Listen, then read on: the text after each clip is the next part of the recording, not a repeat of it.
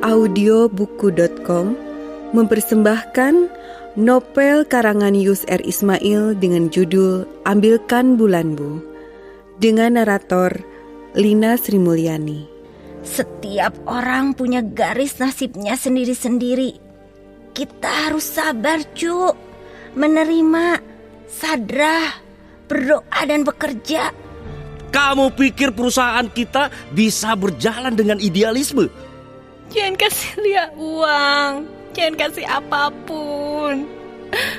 Lia memaafkan semuanya.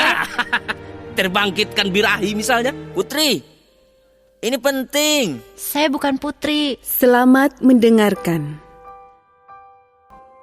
Bagian ketiga. Surat yang aneh. Kalau ditanya, siapa orang yang paling dekat dengan Lia di rumah? Tentu jawabannya adalah Iwan. Hanya Iwan yang memang kadang menjemput Lia pulang sekolah. Katanya, sekalian ngecengin teman Lia. Tapi ya, apapun alasannya, perhatian seperti itu terasa istimewa dibanding anggota keluarga lainnya. Reka memang sering memberi Lia baju-baju yang kekecilan atau yang lama tidak dipakainya. Tapi hanya Iwan yang memberikan baju baru dengan memeluk gadis itu dan mencium keningnya saat diam-diam dia mengucapkan selamat ulang tahun. Sebaliknya dari Iwan adalah Heru. Jarang sekali anak itu mengajak Lia bicara. Perhatiannya betul-betul seperlunya. Kalau tidak menyuruh, paling Heru bertanya tentang anggota keluarga lain yang tidak ada di rumah. Tapi Lia tidak begitu menghiraukan Heru. Anak yang sering mendekam di kamar itu, barangkali pembawaannya seperti itu. Perhatiannya habis kepada komputer. Perjalanan beberapa tahun rupanya telah memisahkan mereka. Dulu, sewaktu kecil, Heru dan Iwan sering pergi bareng. Berenang, main sepak bola, kursus gitar, selalu berdua. Kadang kalau hari Minggu, Reka dan Lia pun diajak pergi ke kebun binatang. Mang Engkus selalu siap mengantar bila anak-anak ingin rekreasi. Kadang istri dan anak Mang Engkus masih 4 tahun itu juga ikut. Tapi menjelang remaja, mereka punya kegiatan sendiri-sendiri. Hampir setiap hari sepulang sekolah sampai menjelang maghrib, Iwan jarang ada di rumah. Dia sibuk bermain dengan teman-temannya. Heru juga sebenarnya bisa pergi setiap hari karena bapak membelikan motor masing-masing. Tapi Heru tidak seperti Iwan. Heru lebih sering di rumah, mengutak-atik komputer, tidur, nonton televisi, atau film seharian. Semuanya dilakukan di kamarnya. Di kamarnya memang segala ada. Radio tip, televisi, komputer, VCD player, dibelikan seorang satu. Kecuali tentu di kamar Lia. Di kamar anak itu lebih banyak buku. 2 rak bukunya telah penuh. Kalau punya uang, dari sisa jatah hariannya. Atau kalau ada yang memberi, Lia lebih suka membeli buku. Atau kalau ulang tahun, Lia sering mendapat hadiah buku. Baik dari teman-temannya di sekolah atau dari orang serumah. Untuk hiburan, di kamar Lia hanya ada radio kecil pemberian Iwan. Tapi meski begitu, Lia bisa mengoperasikan komputer, mengetik atau menyeting. Iwan sering mengajarkannya. Kecuali dengan Iwan yang telah berikrar menjadi kakak sungguhan, Lia jarang pergi dengan siapapun. Makanya Lia kurang memperhatikan saat Heru menghampirinya suatu malam saat Lia membaca di perpustakaan. Tidak ada yang mesti dikatakannya sebagai basa-basi. Barangkali Heru hanya berkepentingan mencari buku dan membacanya. Tapi Lia keliru. Karena setelah bolak-balik di depan rak buku, Heru duduk di samping Lia. Wajahnya begitu gelisah. Beberapa kali dia batuk-batuk kecil karena tenggorokannya terasa kering. Lia, ada yang ingin saya bicarakan. Lia menutup bukunya. Dia memperhatikan Heru. Siapa tahu dia ingin menyuruh atau menanyakan buku yang tidak ketemu dicarinya. Tapi diperhatikan Lia, Heru semakin gugup. Lama dia tidak bicara. Ada apa, A? Tanya Lia setelah menunggu beberapa saat. Heru juga tidak bicara. Heru malah menggaruk kepalanya. Ada apa, A? Besok saja. Saya tidak bisa bicaranya. Heru cepat meninggalkan Lia. Lia tertegun. Diingat-ingatnya. Siapa tahu dia pernah melakukan kesalahan pada Heru. Tapi karena tidak juga bisa menebak apa yang ingin dikatakan Heru, Lia merasa lebih baik tidak menghiraukannya. Besoknya, Heru datang lagi saat Lia sedang membaca di perpustakaan. Bagi Lia, ruang perpustakaan adalah ruang belajarnya. Memang Lia punya meja belajar di kamarnya. Tapi bila belajar terlalu larut, Lia kasihan kepada Bi Ami yang tidak biasa dengan lampu yang terang. Heru berdiri di dekat Lia dan menyerahkan sepucuk surat. Buat siapa, A? Buat kamu. Dari? Baca saja. Heru cepat pergi. Lia membuka surat berwarna pink yang harum itu. Hampir saja tawanya meledak begitu tahu isi surat itu. Isinya adalah pernyataan cinta yang ditulisnya berulang-ulang dan ajakan untuk pacaran. Surat itu bertanda tangan Heru. Perasaan ingin tertawanya tiba-tiba berhenti saat mengingat bahwa Heru tidak mungkin bercanda seperti ini. Seandainya Iwan yang menulis surat tadi, besoknya Lia bisa berharap Iwan akan mengatakan, "Kasihan aja sama kamu. Kayaknya belum laku-laku." Tapi Heru tidak mungkin bercanda seperti itu. Besoknya, sepulang sekolah, Heru sudah menunggu di gerbang sekolah Lia. Lia pura-pura tidak melihatnya. Tapi Heru memanggil-manggilnya dan menarik tangannya. Ikutlah denganku. Kita mesti bicara. Lia mengikuti kemana Heru membawa. Di sebuah kafe, Heru menghentikan motornya. Setelah pesanan jus datang, Heru memulai pembicaraannya. Kegugupannya tidak bisa disembunyikan dengan berkali-kali menyedot jus. Bagaimana, Lia? Bagaimana apanya, A? Tentang surat itu. Jawablah, Lia. Saya tidak bisa, A. Kenapa? Pokoknya tidak bisa, A. Kamu sudah punya pacar? Belum. Lalu? Pokoknya tidak bisa. Tapi saya ingin alasan yang jelas. Apa saya jelek? Lia tidak bicara. Diaduk-aduknya, jus yang dari tadi tidak disedotnya. Sudah begitu lama saya memendam perasaan ini. Lia, jangan kecewakan saya. Tapi Lia tidak bicara lagi sampai mereka pulang.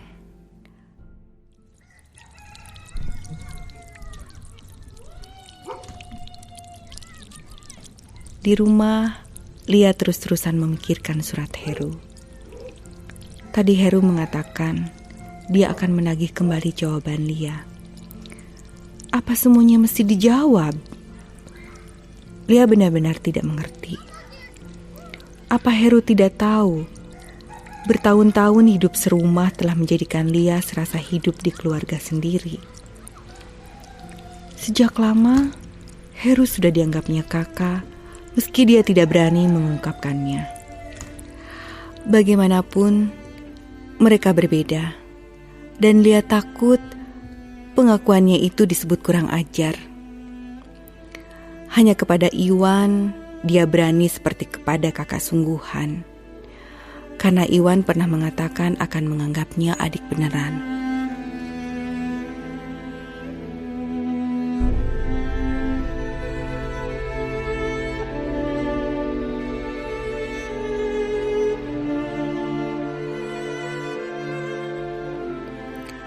Harapan adalah langit luas penuh bintang. Masuk ke lingkungan baru selalu menyenangkan bagi Lia. Bertahun-tahun dalam hidupnya, rutinitas yang membosankan memang tidak bisa lepas dari hari-harinya. Mengikuti emak, mengikuti nenek, bekerja dari rumah ke rumah. Pengalaman yang tidak mungkin dilupakan Lia sampai kapanpun. Kegetiran yang pernah dialaminya itu menjadi sesuatu yang begitu manis saat dikenang.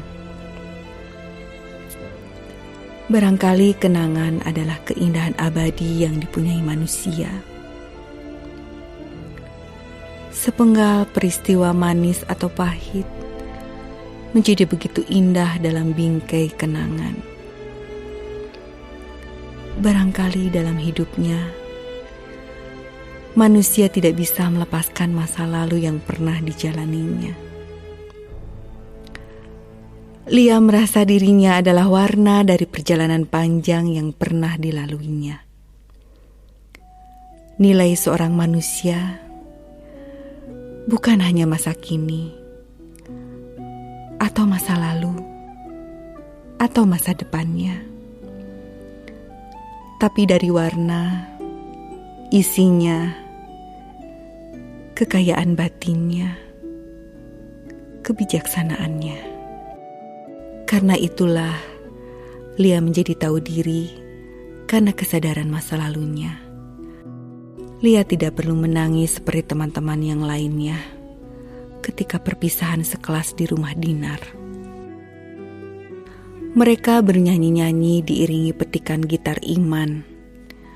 Lia baru sadar, anak jangkung yang cuek itu sebenarnya punya bakat besar. Cuma dia di sekolah ini yang bisa main gitar sambil nyanyi tentang apa saja yang saat itu dilihat dan didengarnya. Sekali waktu, Iman pernah kepergok Pak Kepala Sekolah saat menyanyikan bapak yang kepalanya botak itu. Semua tertawa mengingat itu. Lalu mereka saling membagi kado. Ada yang isinya buku harian, kaset rekaman, pisang goreng, dan hanya sebuah surat. Rina yang kebagian kado berisi surat itu membacanya. Isinya, kepada siapa saja yang menerima kado ini, tolong bacakan suratnya di depan Nita. Sudah lama saya menyukai senyumannya, tapi tidak punya kesempatan dan keberanian mengatakannya. Sekarang kan perpisahan, jadi saya nekat saja. Terima kasih atas kerjasamanya. Wassalam, Yana. Semua tertawa setelah surat itu dibaca. Nita tersipu malu. Yana mengepulkan rokok terus-terusan. Entah grogi atau apa. Perpisahan memang menggetarkan. Tapi lingkungan baru pun menjanjikan kebahagiaan-kebahagiaan baru. Setidaknya, hal itu dirasakan Lia saat mulai masuk SMU. Seragam baru, teman-teman baru, mata pelajaran baru, guru baru. Lia merasa dirinya dilahirkan kembali dengan harapan dan semangat baru. Lia merasa dirinya menjadi gadis yang lebih dewasa. Di rumah, perlakuan anggota keluarga pun berubah. Lia dikasih kamar sendiri, tidak bersama Bi Ami lagi, lengkap dengan meja belajar dan lemarinya.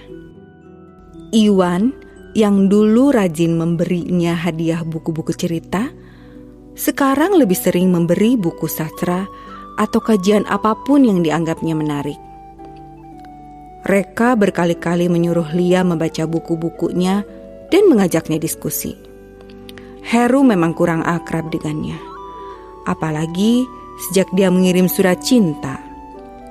Tapi berkali-kali dia pun memberi Lia buku-buku. "Kamu ini pintar, Lia. Baru masuk SMU, tapi sudah mengerti buku-buku saya. Kamu mesti meneruskan sekolah sampai ke perguruan tinggi." Itulah harapan Lia yang membuatnya lebih bersemangat hidup.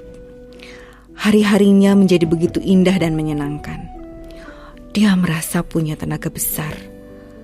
Seperti tidak ada pekerjaan apapun yang tidak bisa dilakukannya. Apalagi saat mengantar belanja ke swalayan. Ibu pun pernah mengatakan itu. Malamnya, bapak yang menyuruh mencari buku-buku yang dibutuhkannya, mengulang lagi apa yang dikatakan ibu. Buku apa saja yang sering kamu baca di sini, Lia? Buku segala macam, Pak. Oh, bagus itu. Kalau biasa membaca, kuliah pun nanti tidak terlalu sulit. Apa kamu mau nerusin kuliah? Lia tidak menjawabnya. Bukan karena dia tidak bisa menjawabnya, tapi pertanyaan itu terlalu indah. Dulu, ketika ditawari masuk SD pun, Lia sudah merasa surprise.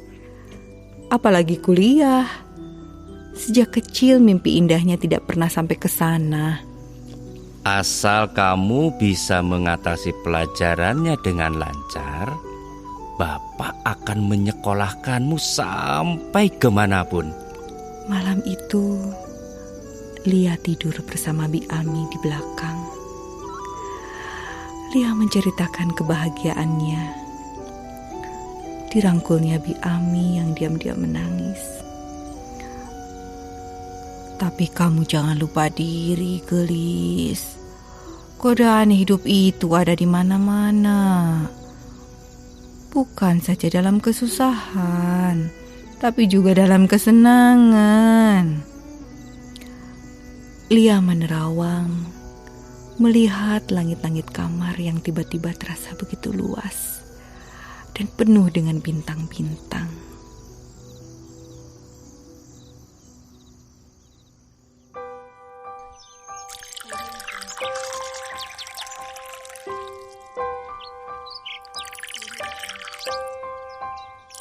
Perjalanan sebuah pikiran. Sore itu, Lia sedang menyiram bunga ketika Iwan memandangnya dari teras.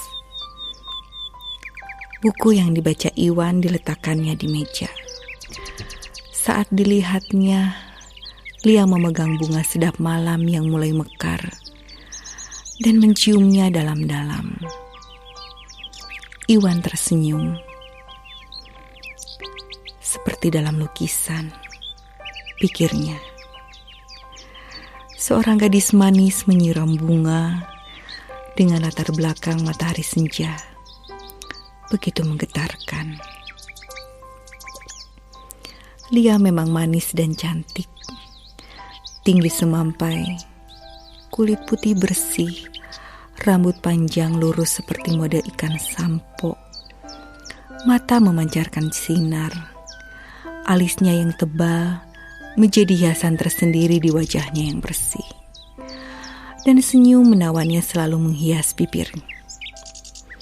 Kekumuhan yang dibawa dari pengalaman kecilnya tidak tampak sama sekali.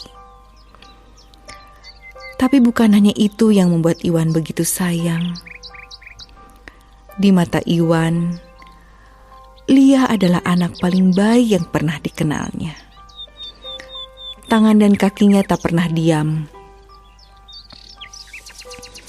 Selalu saja ada yang dilakukannya. Membantu Bi Ami memasak, belajar merangkai bunga kepada ibu, membersihkan rumah, menyiram bunga, juga membaca bukunya, termasuk yang paling rajin di rumah ini. Kebaikannya sering Iwan merasa terharu merasakannya.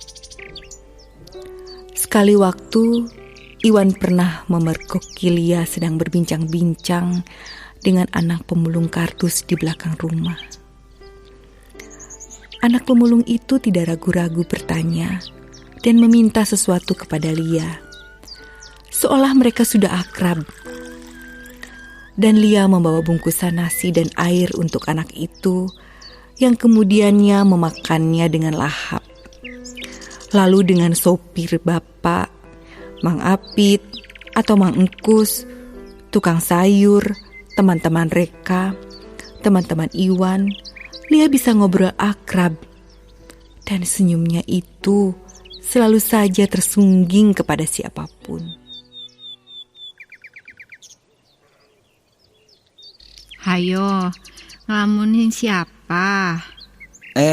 Putri, udah beres nyiramnya?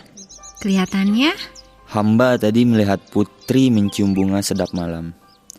Seperti di dalam lukisan, Putri begitu cantik dan agung sekali. Mungkin Putri sedang merindukan seseorang agar tidak hanya mencium bunga. Apakah Putri sudah... Lia pergi ke belakang. Kalau sudah begitu, Iwan memang biasanya menggoda dan bicaranya bisa melantur. Putri, sebentar. Ada yang ingin hamba bicarakan.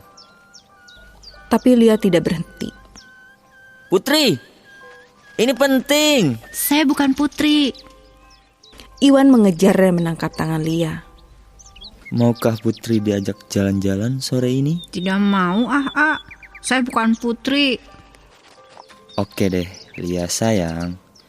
Kita jalan-jalan sekarang. Tapi dari belakang, bawain saya segelas air, oke? Sudah lama kita tidak pergi bareng. Kemana Ya, kemana aja. Lihat-lihat, jalan-jalan. Ingin minum apa pangeran sore ini teh? Air jeruk saja, Bi. Lalu melangkah dengan gaya seorang pangeran sambil bernyanyi entah lagu apa. Lia tertawa melihatnya. Sejak kecil tidak pernah berubah, gumamnya. Bercanda seperti itu hanya bisa dirasakan Lia dengan Iwan. Juga jalan-jalan tanpa tujuan seperti sore ini. Penghuni rumah lainnya, kalau ngajak pergi selalu karena ada sesuatu yang mesti dibantu Lia. Mungkin juga karena mereka memang punya tujuan yang jelas kalau pergi. Sementara Iwan, sejak dulu perangainya seperti itu. Seringkali bisa jalan-jalan tanpa tujuan. Apa tanpa tujuan bukan tujuan? Kata Iwan dulu, saat Lia protes karena mereka hanya keliling-keliling kota. Tujuan kita saat ini kan hanya kesementaraan.